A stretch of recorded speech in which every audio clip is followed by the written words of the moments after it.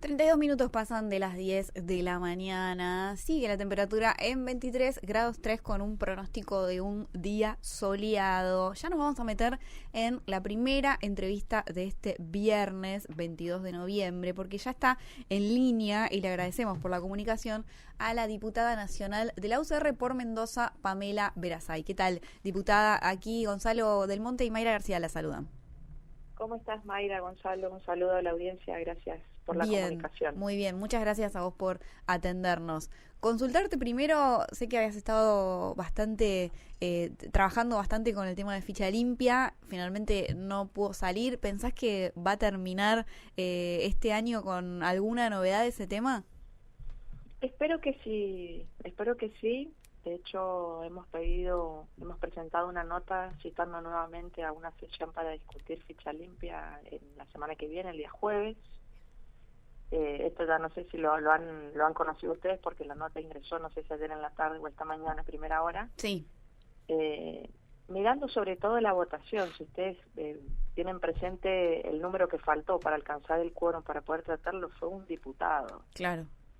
Durante todo el recinto estuvimos con 128 diputados dando vuelta presentes para poder avanzar en esa sesión que lamentablemente no se pudo concretar.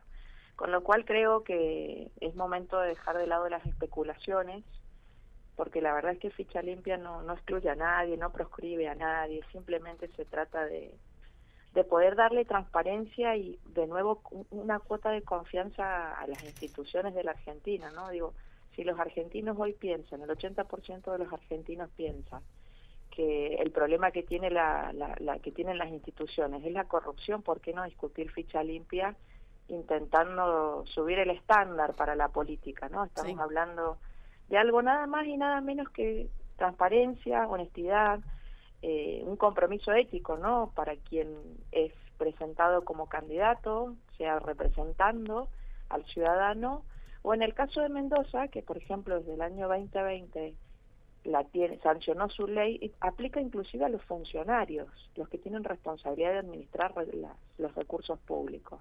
Entonces creo que este debate hay que darlo, y ojalá el jueves esa sesión tenga quórum para poder sacar la sanción de la Cámara de Diputados. Vos decías, bueno, que había sido lo que había faltado. ¿Eso tiene que ver con lo que pasó con Finocchiaro? Si él estuviera presente, ahí podrían llegar al número. La verdad es que pobre, estuvo con un problema de salud, Finocchiaro. La verdad es que no, ese caso para mí no cuenta, o sea, hay que ser respetuoso de los diputados que por ahí justamente por cuestiones de salud no llegaron al recinto. Pero hay muchos casos que se dieron por especulación política y te traigo el número de 99 diputados de Unión por la Patria. Sí. Definitivamente, imagínate, sin ánimos de entrar justamente en los problemas personales, había otro diputado también del PRO con problemas de salud, pero te traigo el número de la oposición que sí estaba afuera, en el hemicírculo del recinto, en las bandejas. ¿Por qué no sentarse a dar del debate y plantear una votación de este tipo? Claramente hay diputados que tienen una doble vara cuando hablamos de las calidades que por ahí tiene que tener una persona cuando tiene tamaña responsabilidad, de representar al electorado o bien administrar recursos, sean funcionarios, ¿no? Diputada, Gonzalo Del Monte la saluda, ¿cómo anda? Gonzalo, buen día, ¿cómo estás? Caletti dijo que se trató de un show oportunista. ¿Qué opina usted? No, la verdad es que no me gusta hablar de otros diputados. Yo creo que no es un show. Me parece que los debates se dan. Trato de no circunscribir los debates al momento en el que se dan. Si es oportuno o no, me parece que es bueno en este caso. Ficha limpia, recuerden ustedes que lleva años discutiéndose en el Congreso. Entonces la verdad es que si apenas por un diputado no alcanzamos quórum, creo que vale la pena volver a intentarlo. Show o no show, yo me voy a sentar a discutirlo, aunque sea un show, me parece que es una buena herramienta para la democracia. Quizás eso sea un discurso cómodo para algunos, pero me parece que hay que sentarse y dar el debate.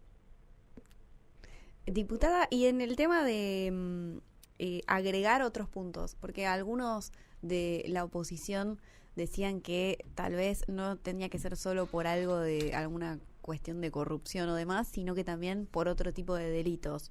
En Mendoza, ¿cómo funciona? En Mendoza la ficha limpia se sancionó en el año 2020.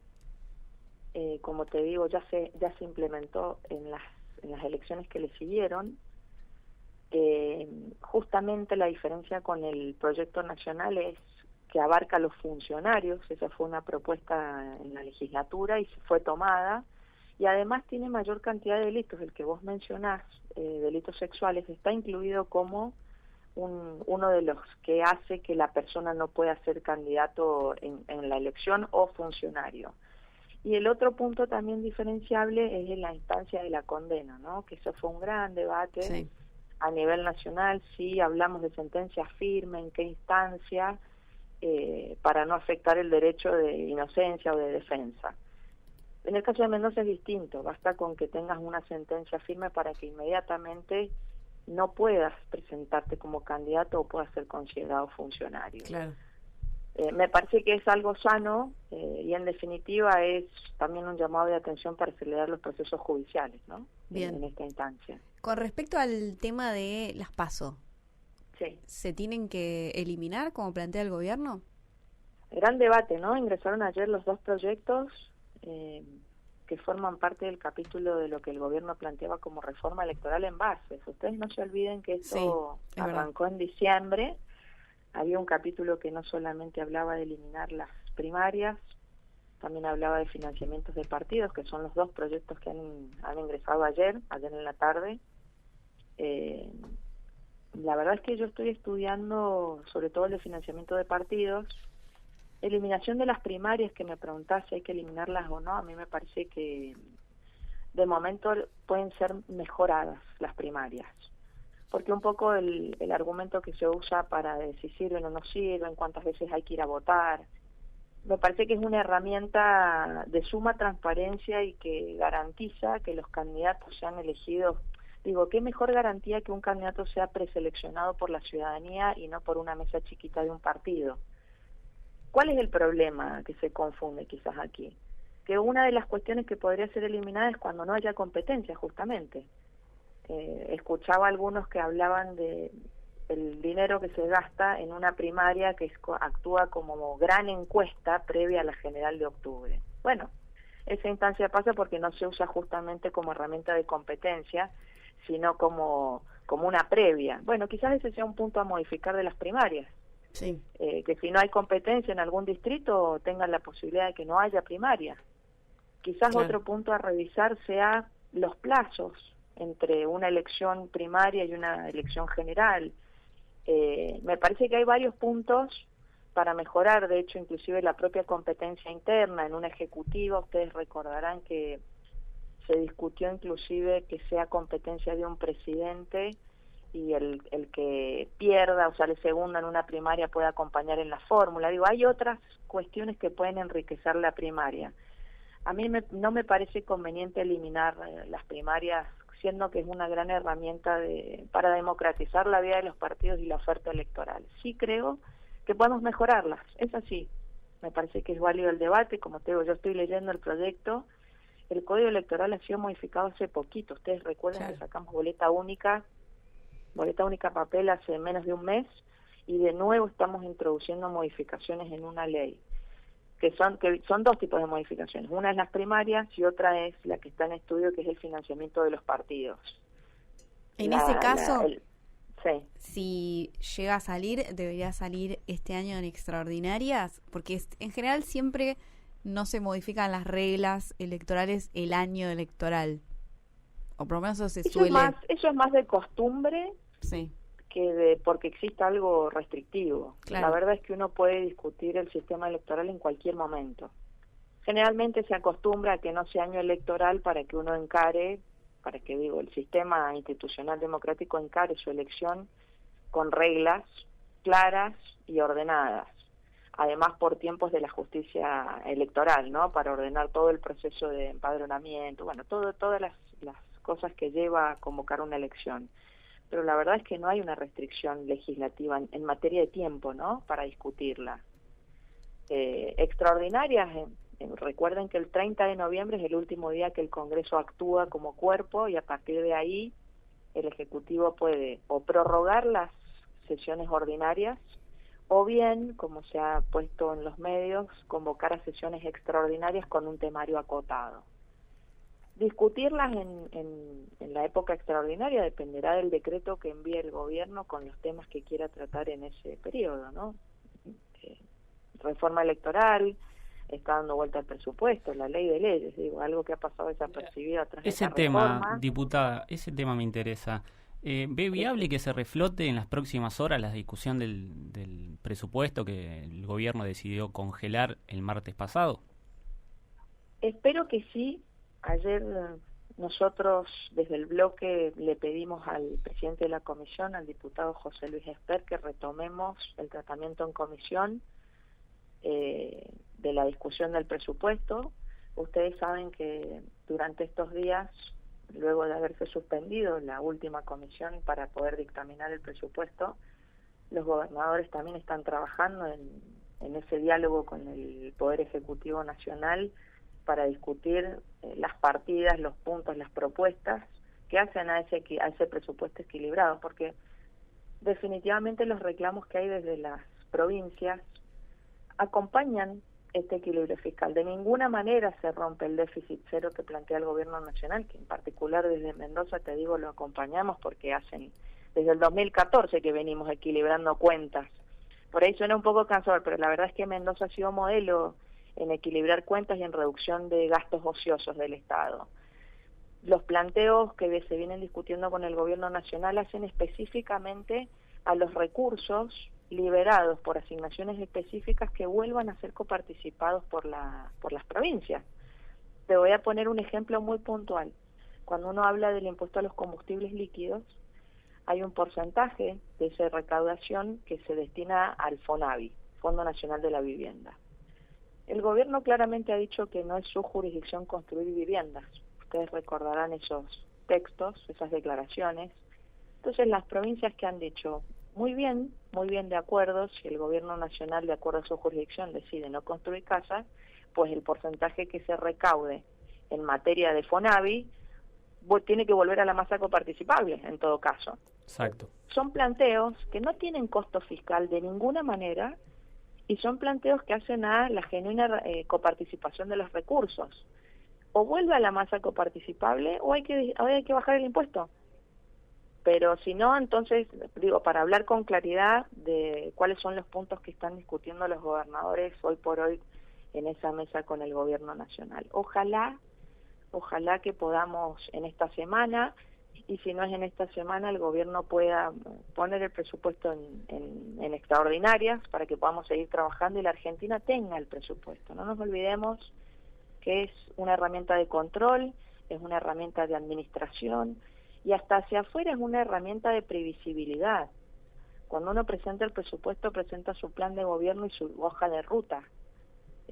Ojalá podamos arribar a un presupuesto para la Argentina y no sea reconducido de un debate que tiene 2 años. Imagínense que esta reconducción tiene variables de hace 2 años. Imagínense si no pasaron cosas en la Argentina en materia económica durante los últimos 2 años. De los 5 puntos que plantean los gobernadores, específicamente, ¿cuáles les interesa específicamente a la provincia de Mendoza?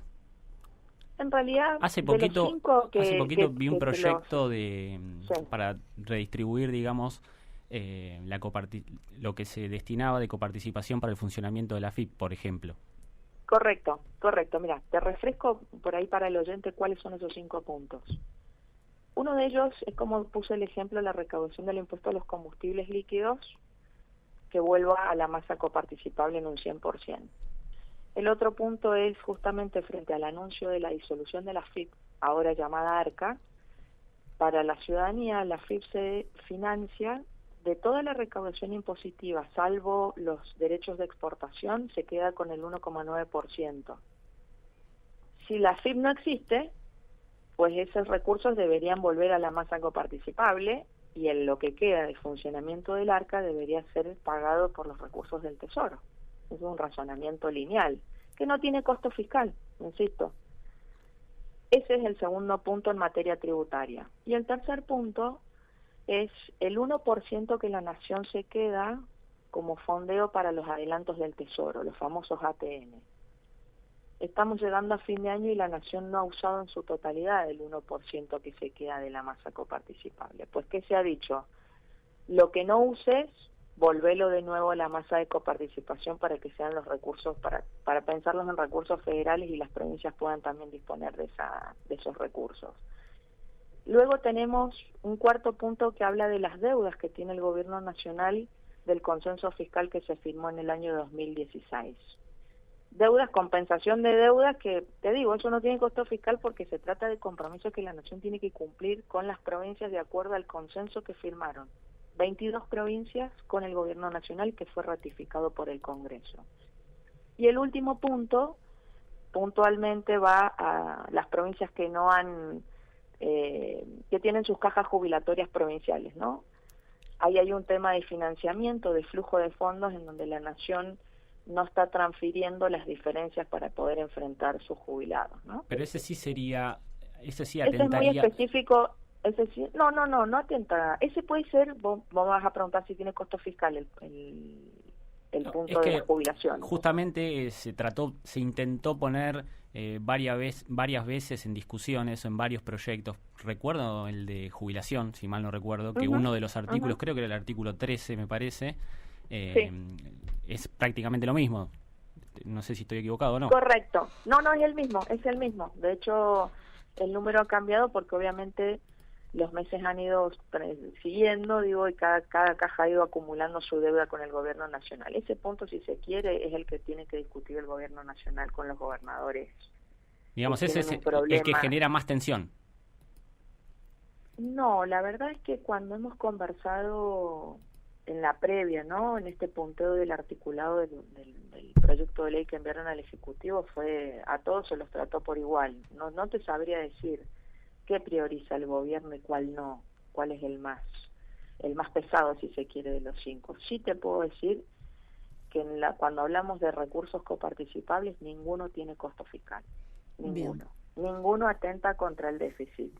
Cero, que acompañamos desde el momento 1. Si ustedes revisan las declaraciones de nuestro bloque, desde el momento en que el presidente hizo la presentación él mismo, en el Congreso dijimos, ese presupuesto con equilibrio fiscal o déficit cero, vamos a ser los primeros en acompañarlo. Lo que tenemos que discutir es hacia adentro cómo llegamos al déficit cero, ¿no? Bien, diputada, clarísimo, y le agradecemos mucho por la comunicación. A ustedes, chicos, les agradezco mucho el espacio, que tengan muy buen día. Buen día y buen fin de semana también. Estábamos hablando con la diputada nacional de la UCR por Mendoza, Pamela Verasay.